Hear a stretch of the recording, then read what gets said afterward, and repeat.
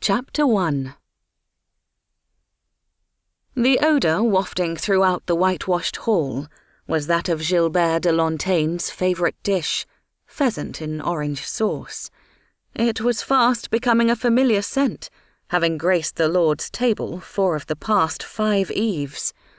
The problem was that the Lord of de Lontaine was conspicuously absent, and his twin daughters sat together in silence, eating the last of the pheasants from their pantry. While her sister was all smiles and dimples, Chrestien had never felt more cantankerous.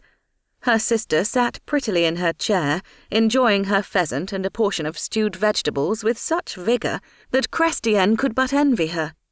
Her father had always claimed Chrestien was the strong one, but here sat Adeline, calm and serene, refusing to take part in the fretting, while Chrestien could barely keep down her meal for the war being waged in her belly. 3 arched doors led from the great hall. 1 led to the tower rooms, 1 to the garden, and another to the bailey. Yet another door lay behind the dais, beyond the wooden screen, and that one led to their father's bedchamber, empty now for the past 3 months. Chrestien stared, unseeing at the door that led to the bailey, stabbing at her full trencher with keen disappointment.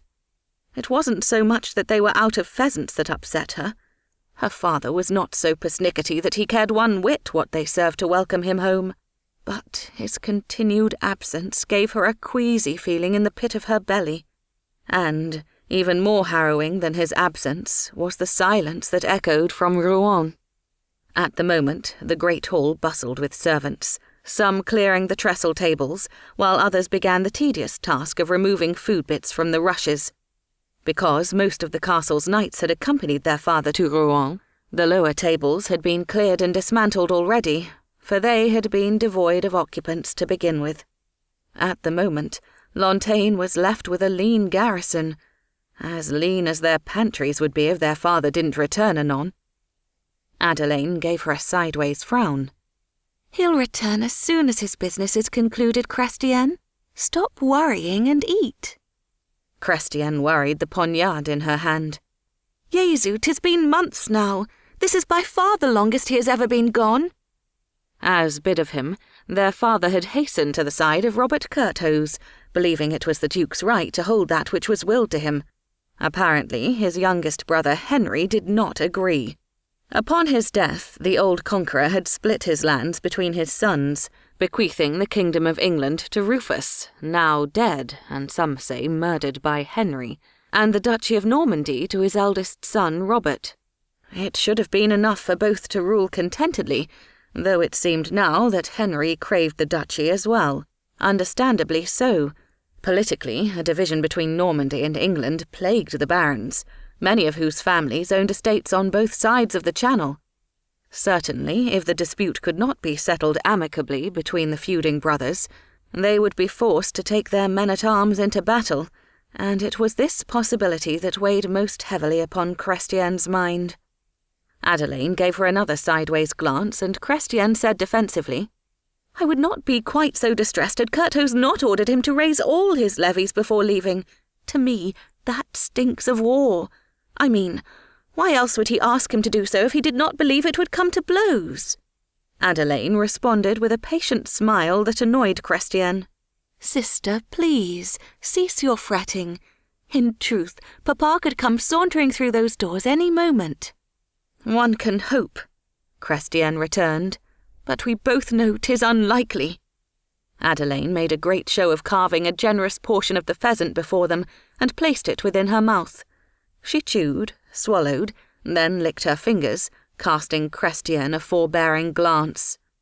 "A silly man lies awake at night thinking of many things. When the morning comes, he is worn with care, and his trouble is still there." Chrestien resisted the urge to cover her ears.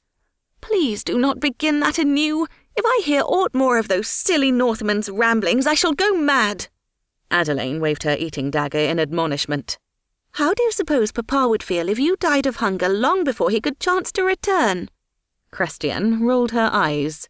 "No one ever perished for lack of a single meal," she argued. "Anyway, I'm heartily sick of pheasant." She pushed her trencher away.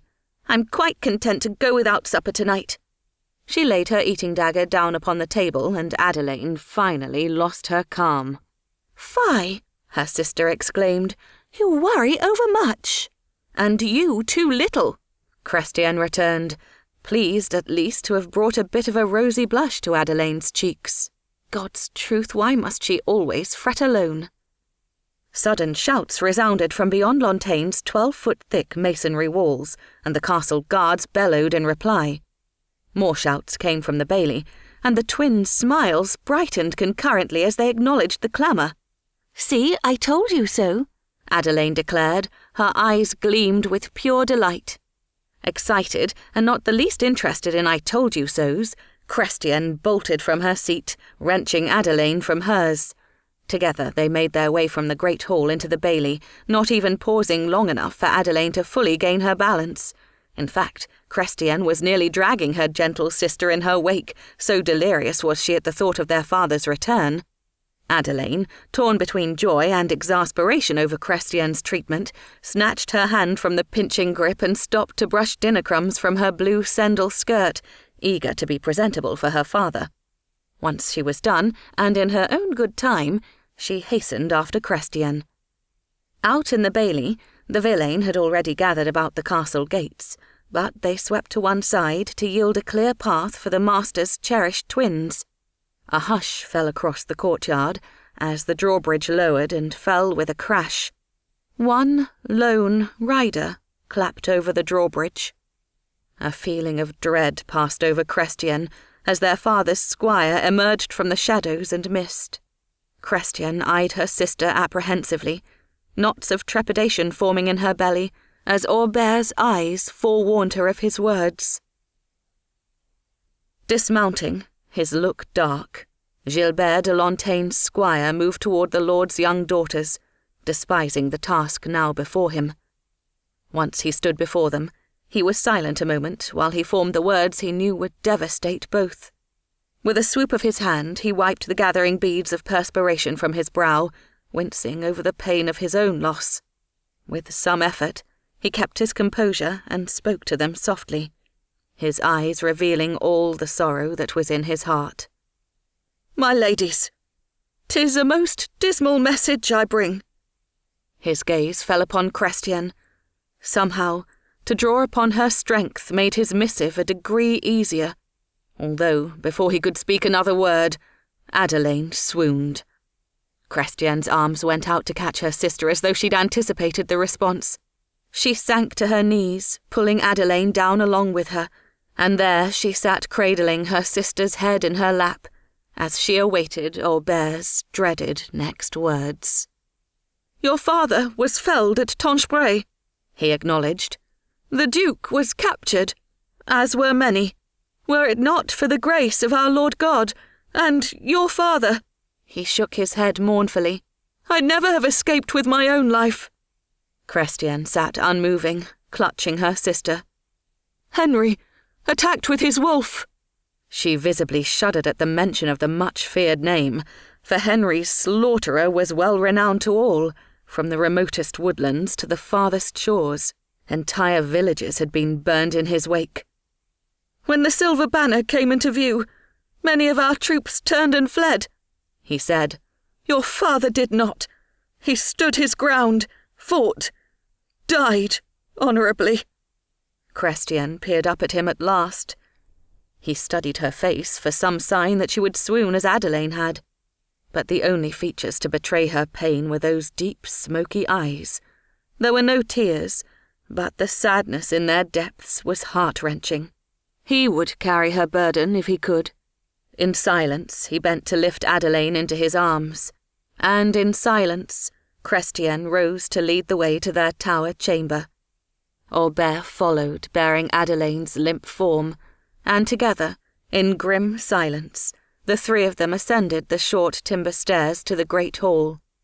Inside, the servants had all returned to their chores, busying themselves with the clearing of the evening meal. They carefully avoided Chrestien's gaze. Already the news had swept throughout the castle, and none could bear to look into their mistress's face. For no matter how much they cared for their master, they loved his daughters all the more. Woodenly, Chrestien removed a lighted pitch torch from its brace and led the way up a flight of winding stone steps to her bower. Once there, she placed the torch into a wall brace, while Heber laid Adelaine onto the finely curtained bed. Chrestien's shoulders shook slightly as he passed her by, and she made a pitiful, choked sound. Heber realized she was fighting tears, and he gave her a moment's privacy, avoiding her gaze. Without a word, he placed Adelaine upon the bed and watched helplessly as Chrestien came to her side and sat, lovingly stroking Adelaine's face. Embarrassed, he averted his eyes from his sister's bed. Gilbert and his daughters were not aware that Heber knew the truth of his birth, and he had never been allowed to enter their bower before. He felt as though, somehow, he betrayed Gilbert by being here now. Gilbert de Lontaine had been fiercely protective of his daughters, keeping everyone from them so diligently that there were few outside the castle walls who even knew them to be twins. Most believed Adelaine was his only child, and that seemed to suit Chrestien well enough, as she fancied to remain unwed. Gilbert, not surprisingly, had expressed a likeness in thought, for he had confessed more than once to Heber that he feared for Chrestien's well-being should she end up with an impatient man.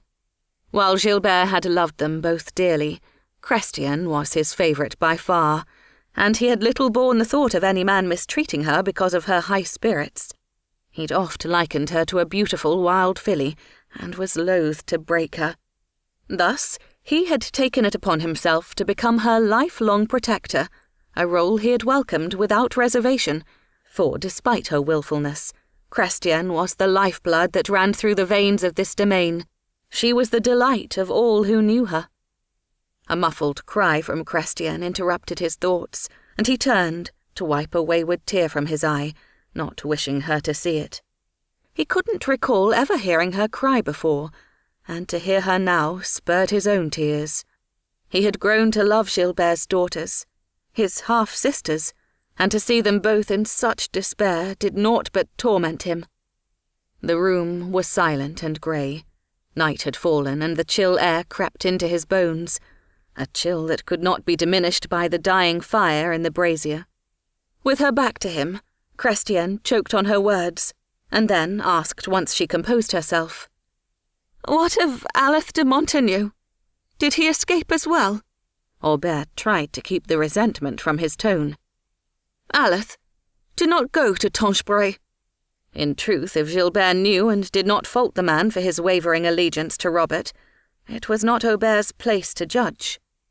Chrestien nodded, her breath catching on a sob. Now she remembered. Her father had said Aleth would not make this fight his own. At least Adelaine would have Aleth to turn to. Neither she nor Adelaine knew him well, but her father had loved de Montagne, and they held their lands in fealty to him. Chrestien could only reason that if her father had liked him so well, there must be just cause for it. Unfortunately, she and Adelaine had met him but twice, in times long past, though if her memory served her well enough, he was a kindly man. 20 years her father's junior, Aleth was possessed of an appealing face as well as a jovial disposition, and in fact her father had once offered Adelaine's hand in marriage, and Aleth had declined only because he was promised elsewhere. But he had never wed his coveted bride, and now it seemed he was alone as well. Even if they could hold these lands without a man, these were not times of peace. Adelaine could not stay here without a man to protect her, neither could Chrestien for that matter, but her fate was not the same as that of her gentle sisters. She thought about Aleth de Montagne, and tried hard to recall anything she could. It was so long ago. But the first time they'd met the man, they'd played their little game, swearing their father to confidence and pretending to be one and the same person, a game her father seemed to enjoy no matter how oft it was engaged. Adelaine had shared a trencher with Aleth for a short time, and then had excused herself. Chrestien had returned in her place, donning a light gown, though she had been so hungry she had nearly given herself away, stuffing herself with the fervour of an animal starved. Aleth had noticed naught about the fact that he was sitting next to someone entirely new. That he thought she'd eaten enough for two merely amused him. Their father had laughed heartily over it. Of course, Alith had visited Lontaine more often than that, but not much, and her father had always banished Chrestien and Adelaine to their bower until their guests had departed. Still, from what she could recall, Alith was amiable enough, and Chrestien hoped he would be a kind husband to Adelaine. Surely he would consider a marriage proposal now. These were once his lands after all, and he would want them returned if at all possible.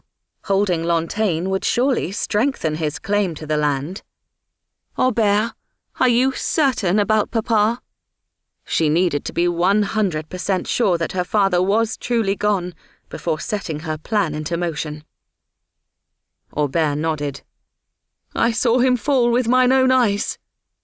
Chrestien covered her face with her hands, and her shoulders shook softly. Aubert stood awkwardly, wanting to go to her but unable to comfort her as a true brother would. He knew she was struggling with the news. He could scarcely believe it himself, even though he had come straight from the scene of his death. He had in fact seen Gilbert fall, though 'twas a mystery as to how. His father was a skilled warrior, and he'd had at least one other besides Aubert to guard his back. One of 20 hired men that Alith had offered Gilbert in lieu of answering Curthos's call for banners. Alith had made no bones about his absence from Tonchebray. He didn't believe Curthos would win, and he had too much to lose under Henry's reign. It had been a gamble for certain, because he could not have known that Henry would prevail. If it had been any other lord, Curthos would have crushed him on the way to Tonchebray, but Montagneux's holdings were hardly meagre, and even Curthos feared him. Now it seemed Alith was the wiser man, for Gilbert was dead, and Montagneux had lost but 20 men that were vested in Gilbert's livery, so Henry was none the wiser. On the battlefield, Aubert had turned away from Gilbert only long enough to vanquish one attacker, and then he had returned to Gilbert to see him crumple to the ground, blood spilling from a wound at the back of his neck.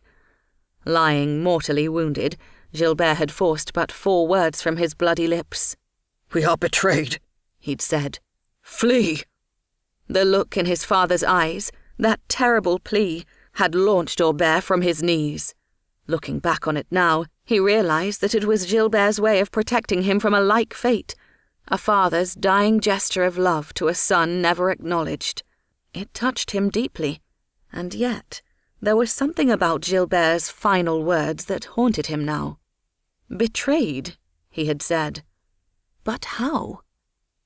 Adelaine stirred, bringing Aubert's thoughts to the present. As much as they looked alike, 2 more disparate people had never existed. Adelaine rarely raised her voice or disobeyed Gilbert, while Chrestien was spirited and quick-witted. Adelaine was skilled with the needle and knew much of the simples.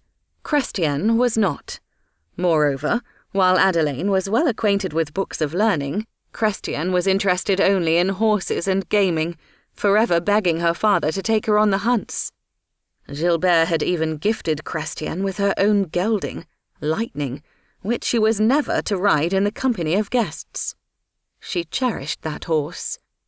As for her prankish nature, it seemed Chrestien was ever making Adelaine a part of her whimsy, but Gilbert, rather than being angry with his wayward daughter, had seemed ever entertained by her antics. He did, of course, give the pretence of being sore with her on occasion, but his scoldings had lacked substance, and it would not be over long before Chrestien was into something new. Because of her mischievous nature, it had surprised one and all the summer past when Chrestien had announced her wish to be pledged to the church. Had it been Adelaine to make such a disclosure, it would not have been so appalling, for she was the one more suited to the life of a convent. But Chrestien, Lord aid the abbess of La Trinité. The twins' mother had died in childbirth, and Gilbert had never remarried. The love he'd borne his lady wife was too great.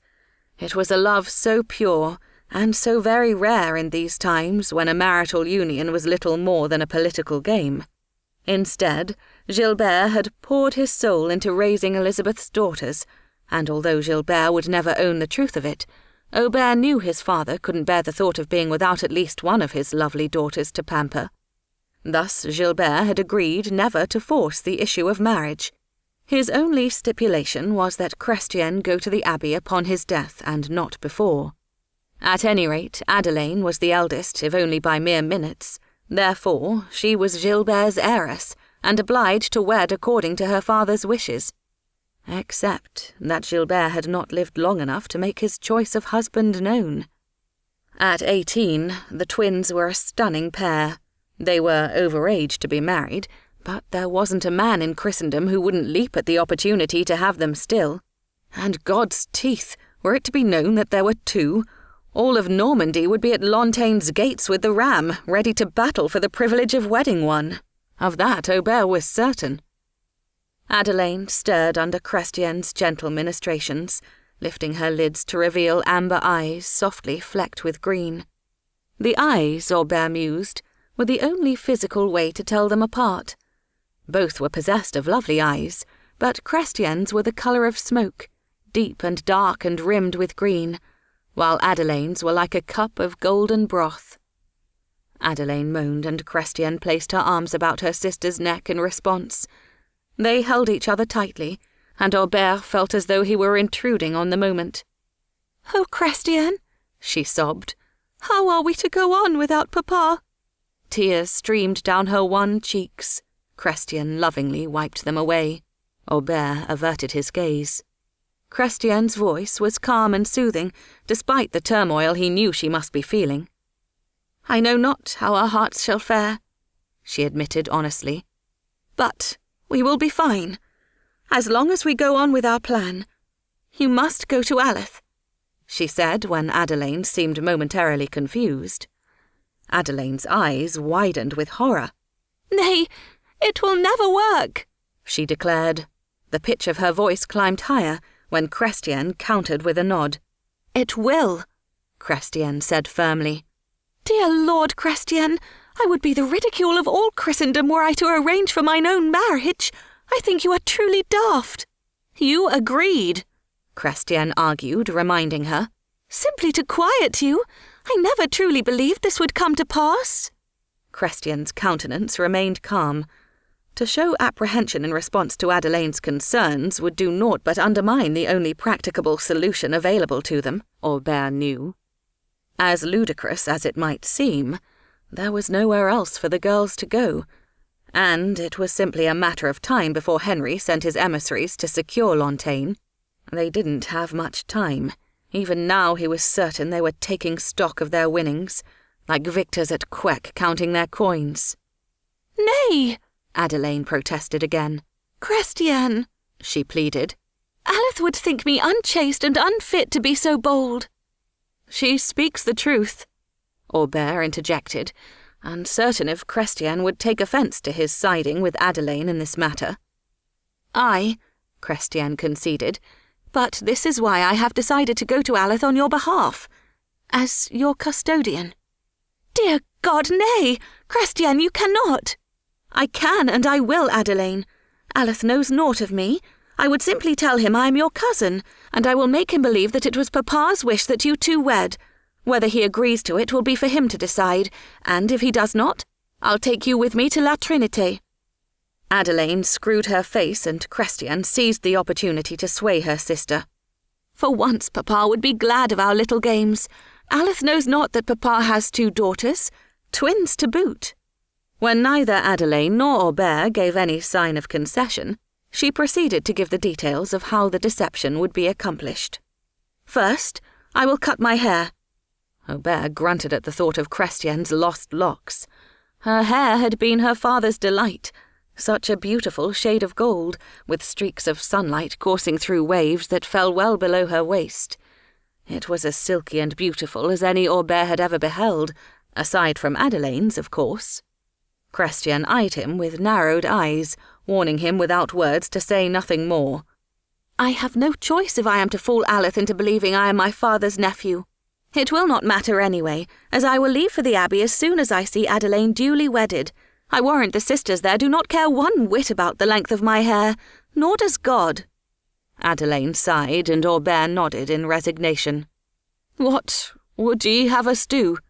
he relented. "To begin with, how many of my father's men remain?"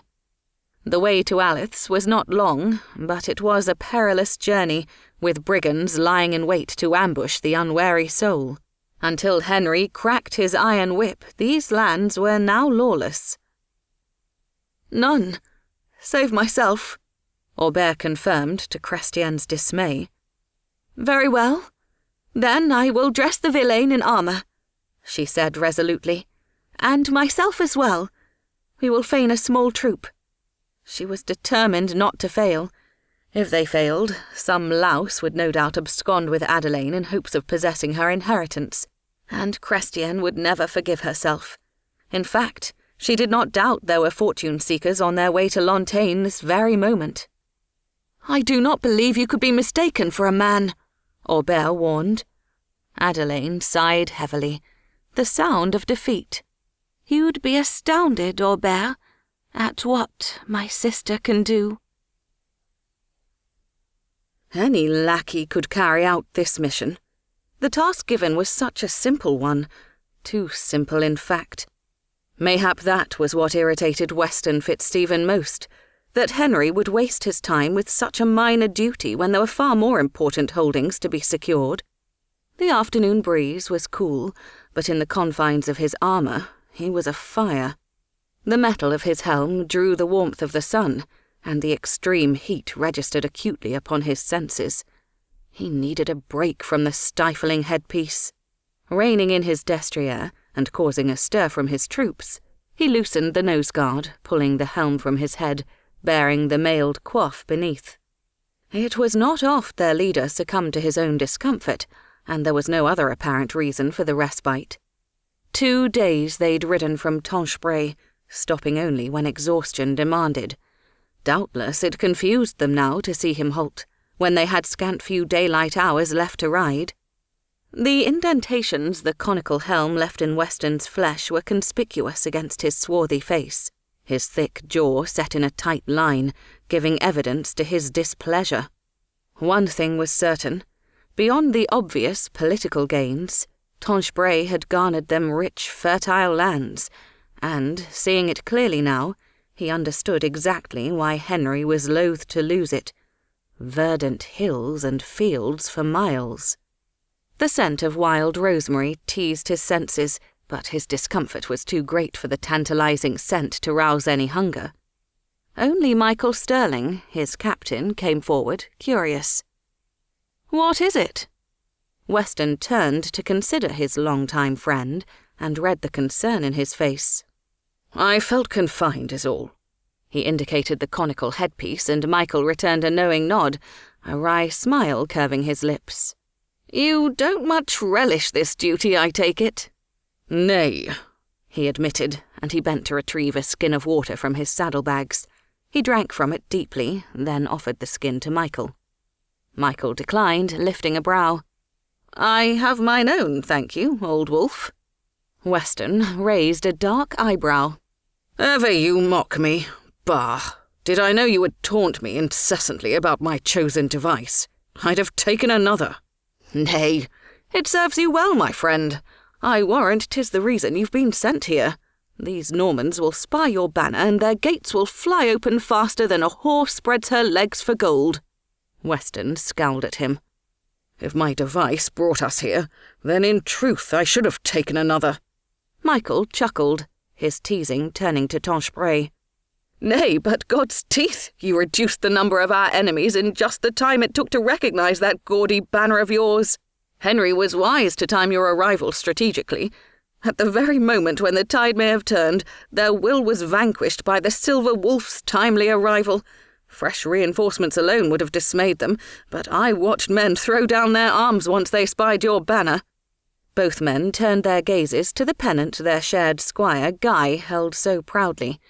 The stark black background offset the snarling silver-threaded wolf in its middle.